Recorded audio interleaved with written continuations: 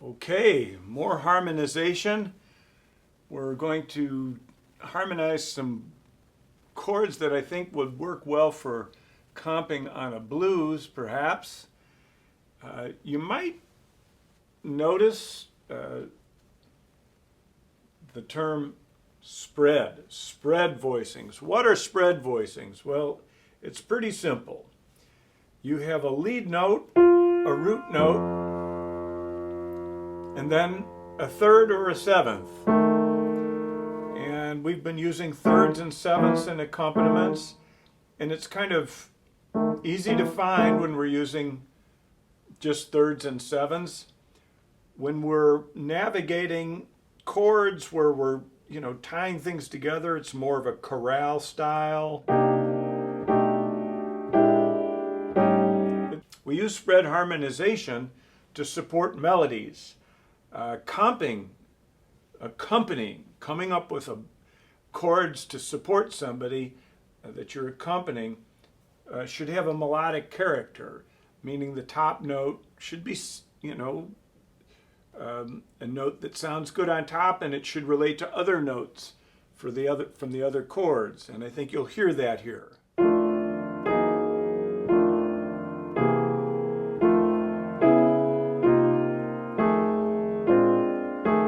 It's a simple, it's a little bit like a background riff.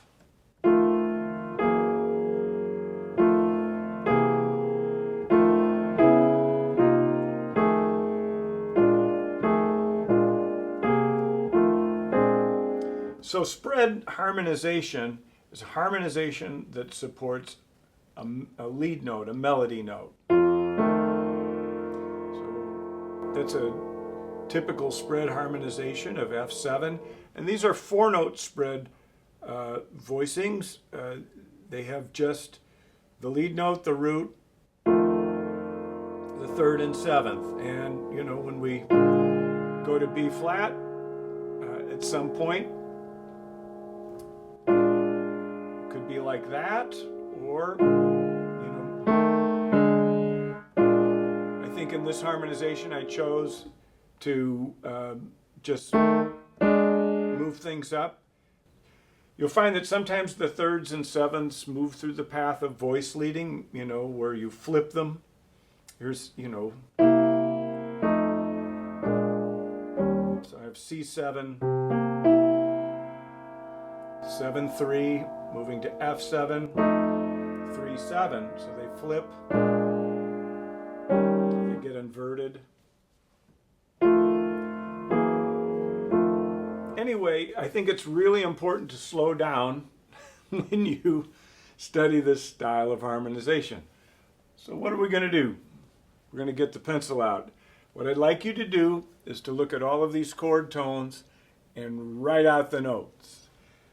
As I look through this, I don't see anything too crazy. You should be able to write it out, and then of course it's a matter of playing it.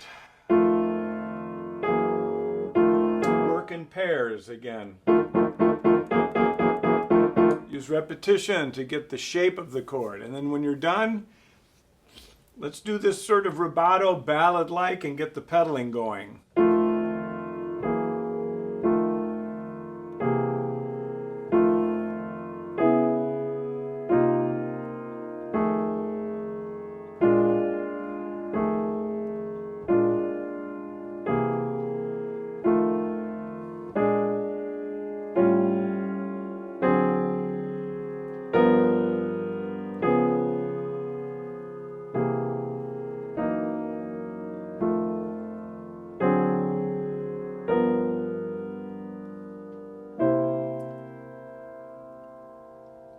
On the first chord. So there are lots of things going on. There's the technique of chord playing, you're spelling the chords. Take a look at where the thirds and sevenths are.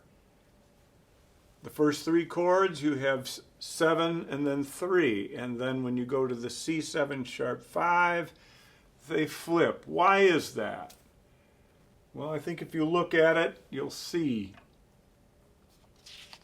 Now the next harmonization exercise, it's more spread voicings, but this time we're going to thicken them up.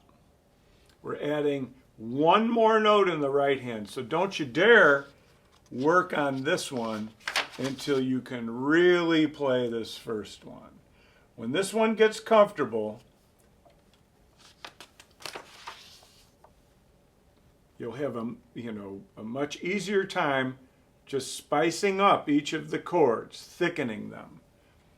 Do not jump ahead at this. You have to make sure your thirds and sevenths are working for you. You have to make sure you can deal with the choreography. Once you can do that, you shouldn't have too much difficulty kind of amping up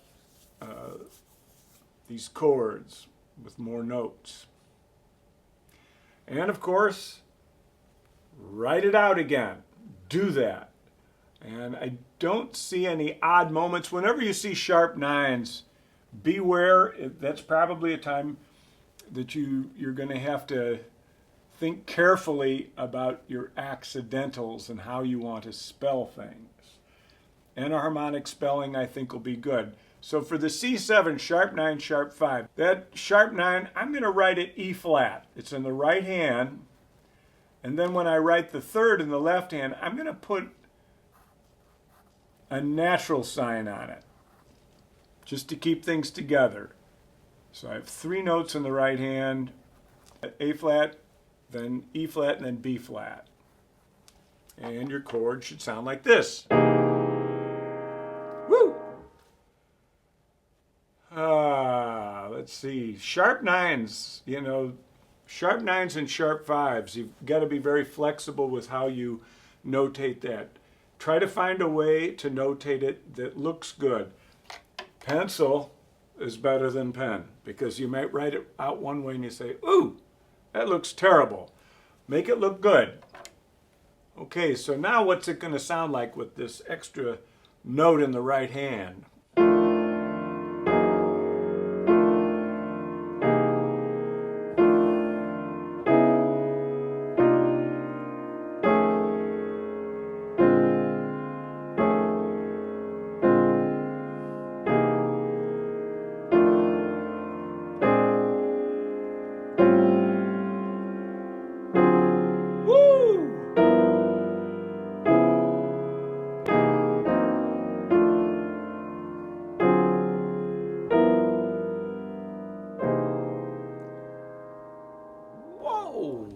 Nice. I didn't think of these chords. I've just stolen them from big band charts or the great jazz pianists that I like to listen to. It's cool stuff. Watch out for the sharp nines here in measure 8. In measure 8, I'm going to notate it this way. F, D flat, C. And then for the D7, I'm going to go A flat, F, C. That'll make it easier. Woo!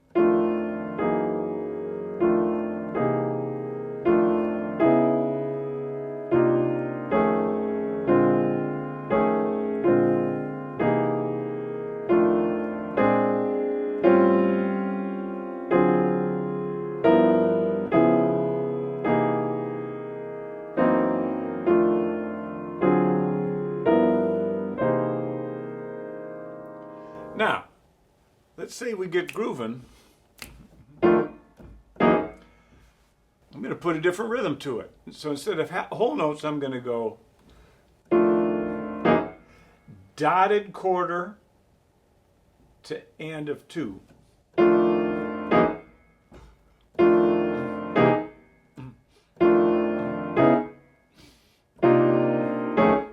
Now, how are you going to pedal that? So I'm right, so it's like dow, dot, dow, dot. That's how the pedal's going to work. The pedaling is in a groove too.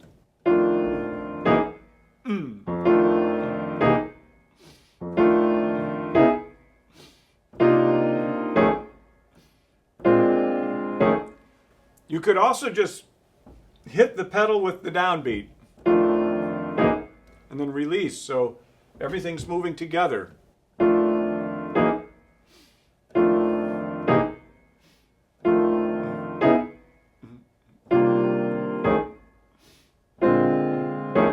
Or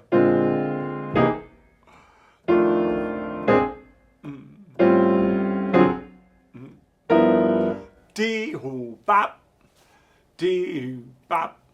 All of that'll work. Here's another thing for you to try.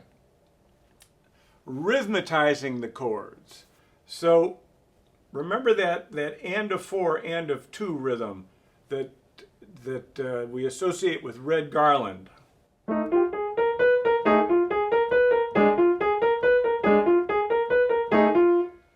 So let's play this 1, 2, 3, 4.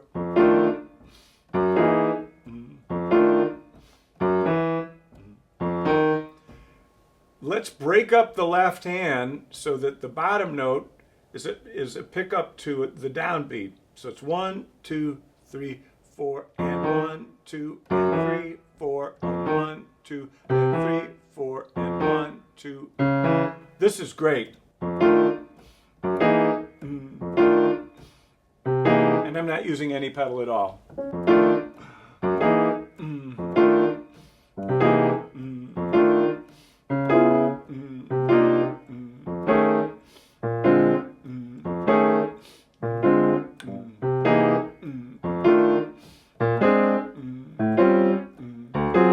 And I'm playing, instead of half notes, I'm playing, full value quarters.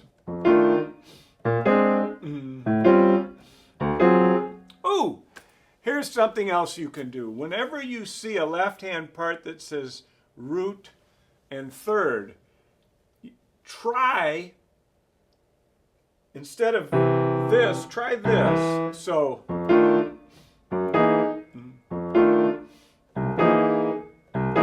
it's not as far as you think. Don't try to reach it if you have small hands, but it's not so bad.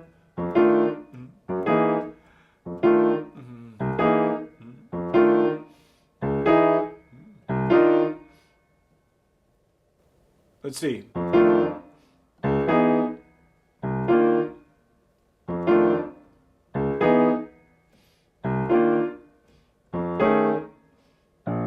Up! I got confused.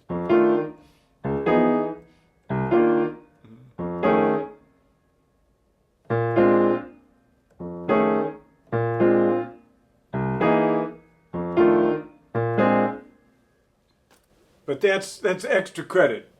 Wait on that. Okay, let's try that rhythm the whole way through. This will get it grooving.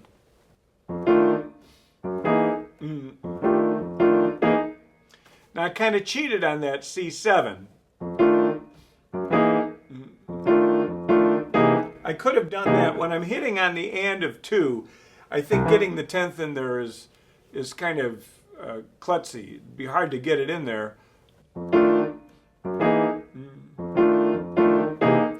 I don't know that you need the C there. Listen to it without. Do you miss it? I don't. So let's keep that in mind. There might be a couple places where we need to do that modification.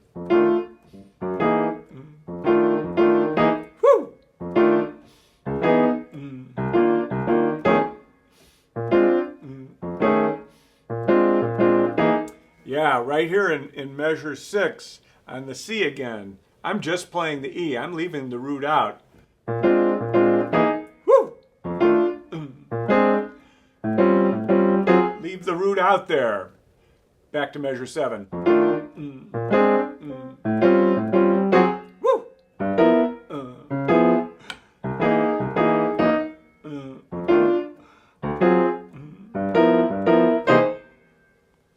Wow. Lots of ways you can play these chords.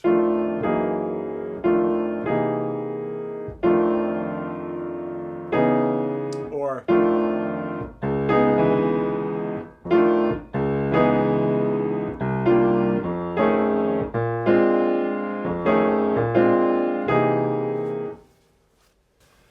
At some point, you're going to find a way to get all of this harmony grooving. And you know what happens when we get in the groove. Then it's for keeps.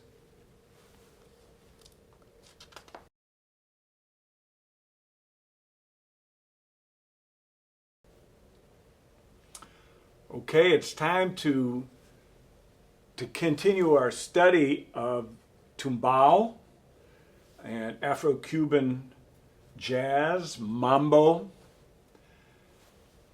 The coordination that you used previously, it's all going to be the same here. What we're doing is we're just making the right hand part a little more complicated. The right hand part will very clearly delineate the meter.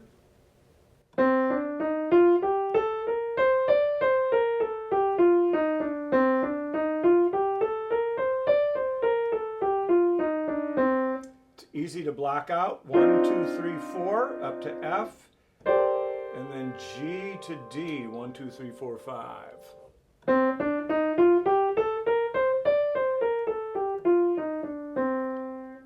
So spend some time with the first two measures, and that should set you up. Where does it line up? Well, it lines up the same way.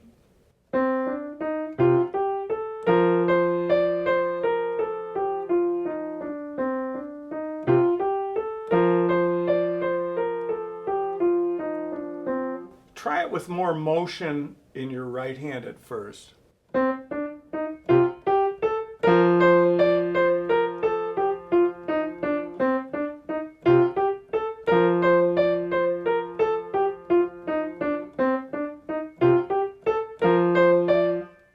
Another way to get your forearm going is maybe just to hear it as staccato or detached.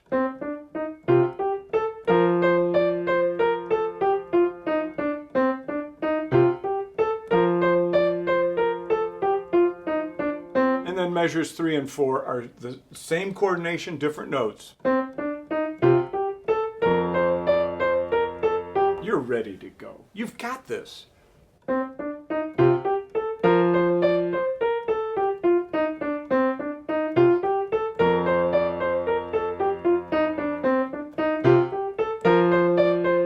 When you feel the groove, just bring it on. It's lined up pretty well. Let's see if the groove will create some magic. 1, 2, 3, 4.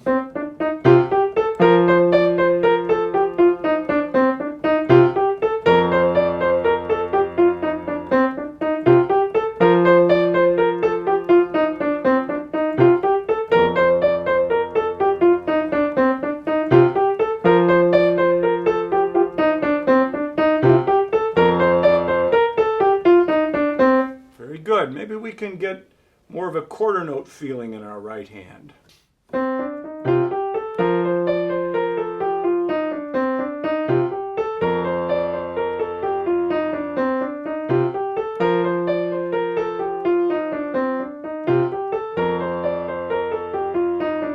Etc. And just go on and get the groove going. What happens next? Well, we just are increasing the frequency of motion in the left hand.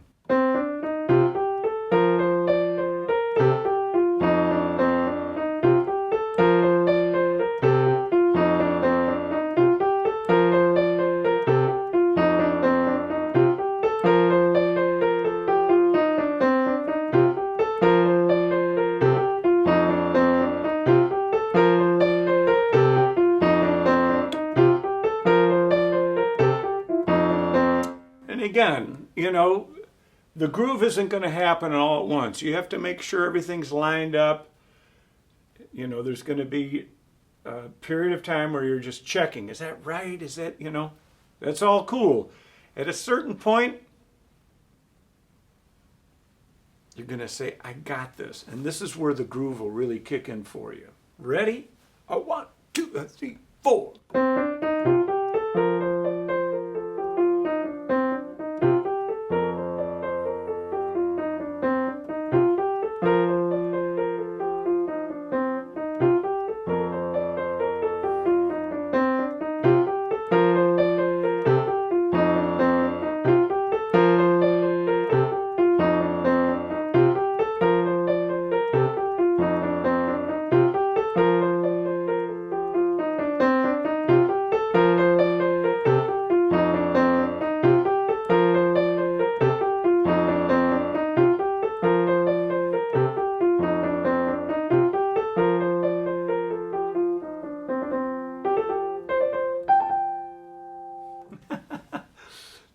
go.